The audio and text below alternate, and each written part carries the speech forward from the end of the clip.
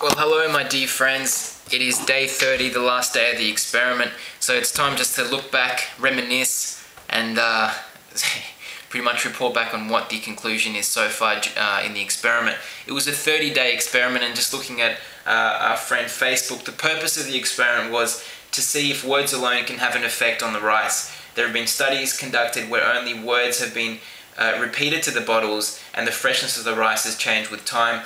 I do not want to take their word for it, so I'm doing the experiment. So that was pretty much the initial reason, the initial purpose for doing the experiment and following through with this unusual idea.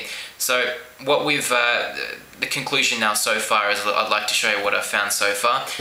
Looking at the three bottles, the thank you bottle first, you can see, it's probably hard to see, but you can see some moisture building up there.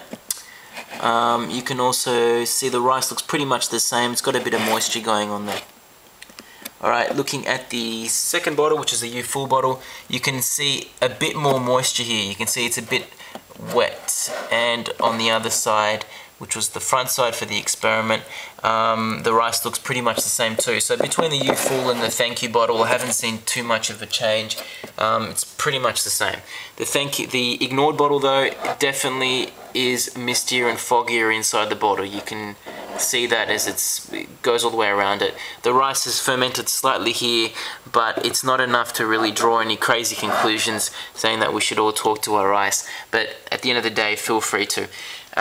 What I am going to do now is that I'm going to stop talking to the rice, okay? But what I'm going to do is I'm going to continue the experiment for another 30 days. That's an executive decision I've just made.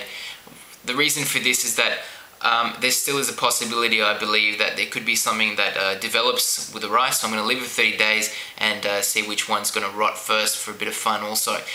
There has been experiments done by the guy who came up with all this research, the Japanese scientist Masaru Emoto. Haruki would hope that accent was good. Basically what he used to do was base all his research on water. What he found was that words pasted to bottles of water, music played to water, the things people said to water had an effect on the crystallization of the water itself. So he used to take different bottles of water, put different words on them, for example, then freeze the water in a freezer. It would become obviously like a frozen ice cube or ice or snow or whatever.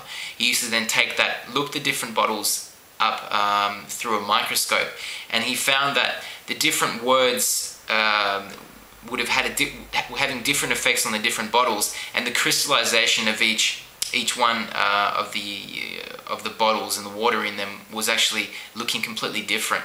So the positive bottles with the water with the positive words on them were coming out differently to the ones with the negative words on there. So I'm going to leave these bottles here, these jars, for another month, see what eventuates, see if those labels actually do have an effect on the rice itself.